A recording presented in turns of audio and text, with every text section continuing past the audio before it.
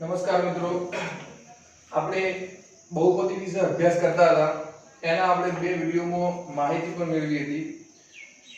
થોડું પુનરાવર્તન કરી લઈએ કે જેમ કે p ઓફ x બરાબર આપેલું હોય કે ax વર્ગ bx c, જ્યાં a નોટ ઇક્વલ ટુ 0. આ એનું શું હતું? સામાન્ય સ્વરૂપ હતું. હવે આપણે એના ઉકેલો મેળવ્યા હતા અને ઉકેલોના શું કર્યા હતા? સરવાળા. કે ભાઈ આના જે ઉકેલો મળે એના સરવાળા અને ગુણાકાર. શૂન્ય, ટૂંકમાં કહીએ તો શૂન્ય. કે આપણે ધારો કે આના બે ઉકેલો મળે, એ ઉકેલો લઈએ આલ્ફા અને બીટા, એટલે કે બે શૂન્ય મળે.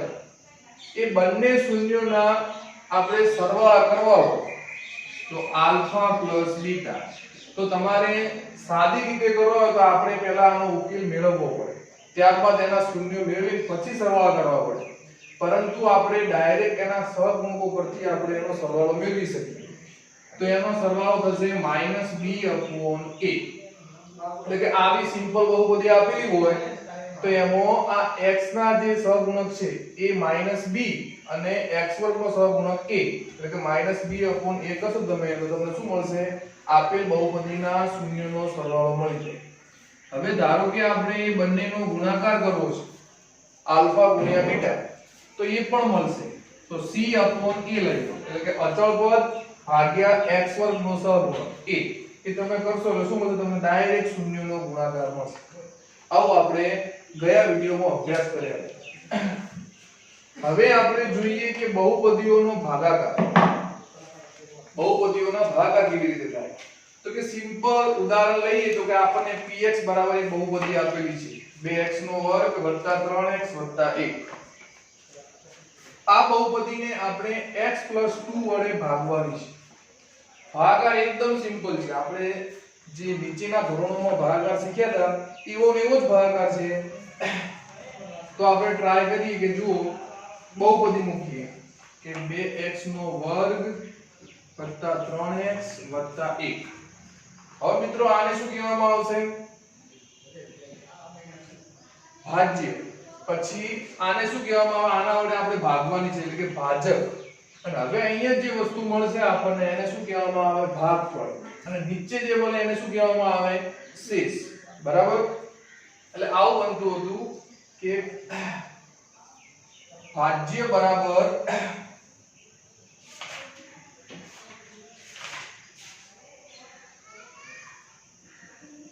ભાજક ગુણ્યા ભાગફળ વત્તા શેષ. આ ભાજ્ય છે. બરાબર? આ ભાજ્ય બરાબર શું બને? અહીંયા જે ભાગફળ આવશે તમે એનો આનો ગુણાકાર કરશો, આને શું કહેવામાં આવે? ભાજક. અને વત્તા તમે જે કંઈ આમાં શેષ આવે, 0 આવે તો કોઈ પ્રોબ્લેમ નથી. જો કે અહીંયા શેષ આવે તો એને આપણે આમાં ઉમેરી દઈએ એટલે આટલું પદ આપણને મળશે અને મળી પણ જશે. તો ચાલુ કરીએ. તો શું કરવાનું આપણે? કે બહુપદીનું જે પ્રથમ પદ છે એને આપણે બાદ કરવાનું અને શૂન્ય બનાવવાનું. તો ટ્રાય કરીએ. શું છે કે ભાઈ x² અહીંયા શું છે? x. તો આ 2x² લાવવા માટે કેટલા વડે ગુણવા પડે? આપણે 2x વડે. તો હવે આ 2x નો આખા પદ સાથે ગુણાકાર કરો તો શું થશે? 2x * x, એટલે કે 2x² વત્તા 2 સાથે ગુણાકાર કરો કેટલા થશે? 2 * 2 = 4x. હવે આપણે જાણીએ છીએ કે ભાગાકાર કરીએ ત્યારે અહીંયા હંમેશા બાદબાકી થાય. તો બાદબાકી કરતા સમય શું કરવું પડે? આપણે ચિહ્નો બદલવા પડે. તો આ બંને કેન્સલ, આ પ્લસ હતું આ માઈનસ થઈ ગયું, એટલે 2x² - 2x² શું થશે? 0. અહીંયા 3x - 4x.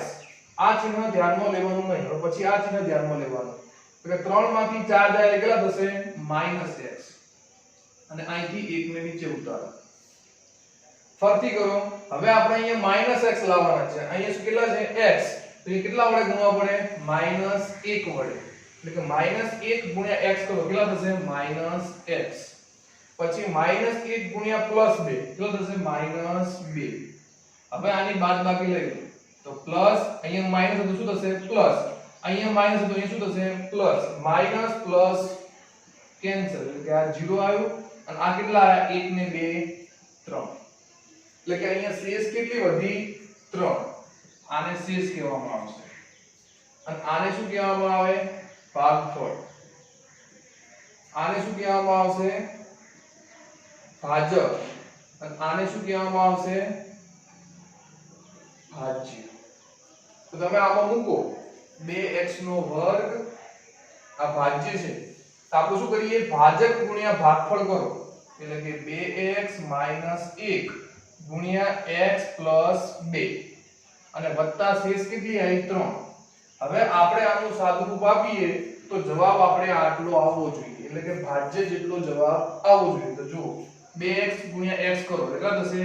2x નો વર્ગ વત્તા 2x * 2 કરો એટલે કે 4x - x માઈનસ 2 પ્લસ 2 ગુણ્યા માઈનસ 1 એટલે કે માઈનસ 2 અને અહીંયા વત્તા 3 એટલે કે શેષ હતી.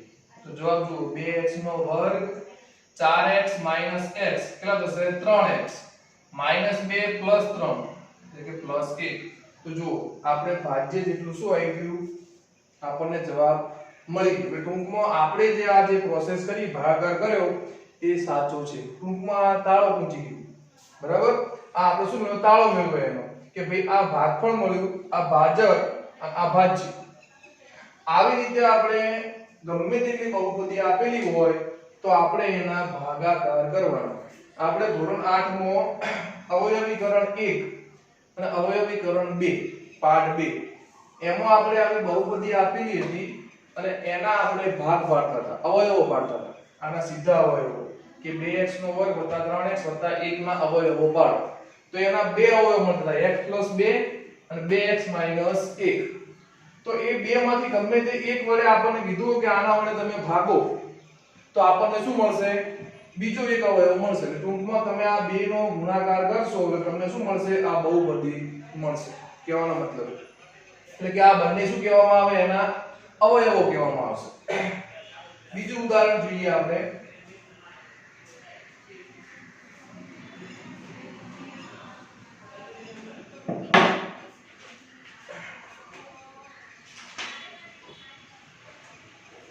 કે 3x વર્ગ p of x બરાબર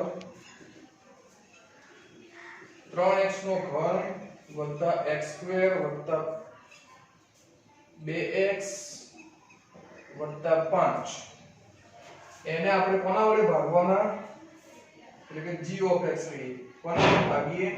1 વત્તા 2x વત્તા x નો સ્ક્વેર એટલે કે આને કઈ રીતે લખાય? x સ્ક્વેર વત્તા 2x વત્તા 1 આના વડે તમે એને ભાગો. તો આપણે ચાલુ કરીએ કે p of x 3x નો ઘન વત્તા x સ્ક્વેર વત્તા 2x વત્તા 5 ઓને આપણે gx વડે ભાગીએ એટલે કે x સ્ક્વેર વત્તા 2x વત્તા 1 વડે ભાગીએ. તો ફરીથી પ્રથમ પદને આપણે શું કરવાનું? સમાન જીવલાઓ એટલે કે આપણે શું કરી શકીએ? બાદ કરી શકીએ. તો આને કેટલા વડે ગુણીએ? 3x વડે ગુણવા પડે. એટલે કેટલા થશે? 3x * x સ્ક્વેર એટલે કે 3x નો ક્યુબ વત્તા 3 દુ 6x નો સ્ક્વેર અને વત્તા 3x. હવે આપણે બાદબાકી લઈએ એટલે ચિહ્નો બદલી દઈએ તો આ પ્લસ માઈનસ કેન્સલ -6x વત્તા x વર્ગ એટલે કેટલા આવશે? -5x નો વર્ગ વત્તા 2x -3x એટલે કેટલા આવશે? -x અને વત્તા 5.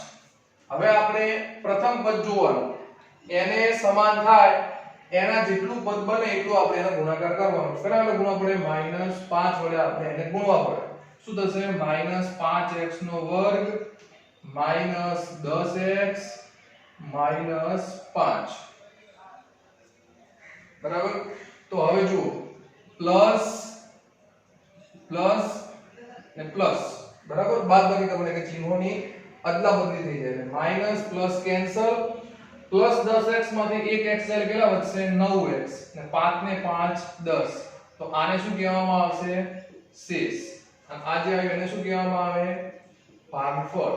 અને આ શું હશે? ભાજક. એટલે ટૂંકમાં 3x નો ક્યુબ વત્તા x સ્ક્વેર વત્તા 2x વત્તા 5 બરાબર શું આવ્યું? એક તો આ હતું જ x સ્ક્વેર વત્તા 2x વત્તા 1 અને એનો કોની સાથે ગુણાકાર આવ્યો? 3x - 5 સાથે અને વત્તા કેટલા ઉમેરવાના? શેષ જેટલા એટલે કે 9x વત્તા 10. આ આપણો શું આવ્યો? જવાબ. બીજું ઉદાહરણ જોઈએ આપણે.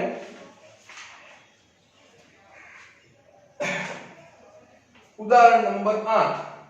એ પણ આના જેવું જ છે, આપણે ભાગાકાર જ કરવાનો છે કે px બરાબર આપેલા અને gx બરાબર આપેલા.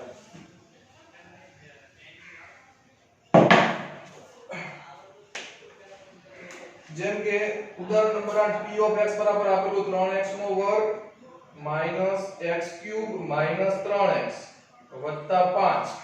એને આપણે g of x એટલે કે x minus 1 minus x square વડે ભાગવાના. તો જુઓ પહેલા p of x કેટલા આપેલા આપણને 3x વર્ગ માઈનસ x, એને ફરીથી આપણે ઘાતાંકના ઉતરતા ક્રમમાં ગોઠવી દઈએ. તો શું આવશે? પહેલા માઈનસ x ક્યુબ વત્તા 3x વર્ગ માઈનસ 3x વત્તા 5. અને g of x બરાબર શું આવશે? એને પણ ઘાતાંકના ઉતરતા ક્રમમાં ગોઠવી દઈએ. એટલે માઈનસ x સ્ક્વેર વત્તા x માઈનસ 1. હવે ગુણાકાર લઈ લો, ભાગાકાર કરી નાખીએ. તો p of ક્યાં મૂકવાના? આ ભાજ્ય કહેવામાં આવે, એટલે કે 3x માઈનસ x ક્યુબ વત્તા 3x વર્ગ માઈનસ 3x વત્તા 5. અહીંયા શું આવશે? ભાજક આવશે. ભાજક એટલે કે માઈનસ x નો વર્ગ વત્તા x માઈનસ 1. હવે આપણે ભાગાકાર કરીએ તો આને કેટલા વડે ગુણવા પડે માઈનસ લાવવા માટે? અહીંયા માઈનસ છે તો આપણે x વડે ગુણીએ તો શું થશે? માઈનસ x નો વર્ગ ગુણ્યા x એટલે કે માઈનસ x નો 3 ઘાત. પછી x ગુણ્યા x કેટલા થશે? x નો વર્ગ અને માઈનસ x બરાબર માઈનસ 1 ગુણ્યા x એટલે કે માઈનસ x. હવે બાદબાકી એટલે ચિહ્નોની અદલાબદલી થાય, બદલાઈ જાય. પ્લસ તો માઈનસ, માઈનસ તો પ્લસ, પ્લસ તો માઈનસ ને માઈનસ તો પ્લસ, એટલે કે આ માઈનસ પ્લસ કેન્સલ. 3x વર્ગ માઈનસ x વર્ગ એટલે કેટલા થશે? 2x નો વર્ગ. પછી માઈનસ 3x વત્તા x એટલે કે માઈનસ 2x ને ઉપરથી 5 ને નીચે ઉતારો. હવે આપણે અહીંયા 2x વર્ગ લાવવાના છે. અહીંયા કેટલા? માઈનસ x વર્ગ. કેટલા ગુણો પડે? આપણે માઈનસ વડે ગુણો તો અહીંયા પ્લસ થાય, માઈનસ માઈનસ પ્લસ થાય.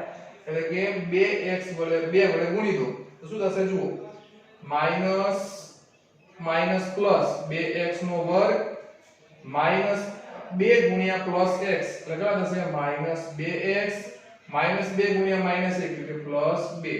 બાદબાકી લઈ લો, પ્લસ નું માઈનસ, માઈનસ નું પ્લસ, પ્લસ નું માઈનસ, આ બંને કેન્સલ. માઈનસ 2x વત્તા 2x એ પણ કેન્સલ. તો જવાબમાં શું આવ્યા? પ્લસ 3. તો આને શું કહેવામાં આવશે? શેષ. આને શું કહેવામાં આવશે? ભાગફળ. આને શું કહેવામાં આવશે?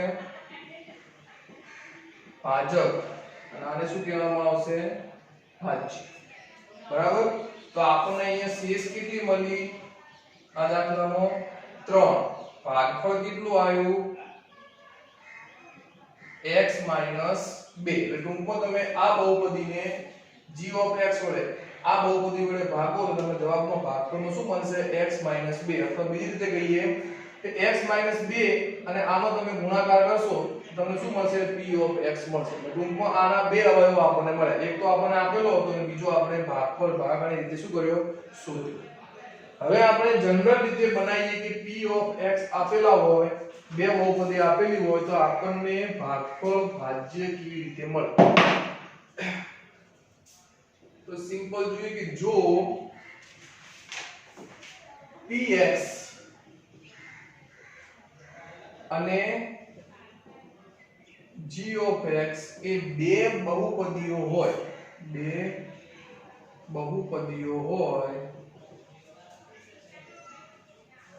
અને શરત શું રાખવાની? g of x not equal to 0. જો 0 હોય તો પછી બધું કોઈ ભાગવાનો કોઈ અર્થ જ નથી, આખું ઇન્ફિનિટિવ થઈ જાય. તો આપણે એવી બહુપદી એટલે કે q of x અને r of x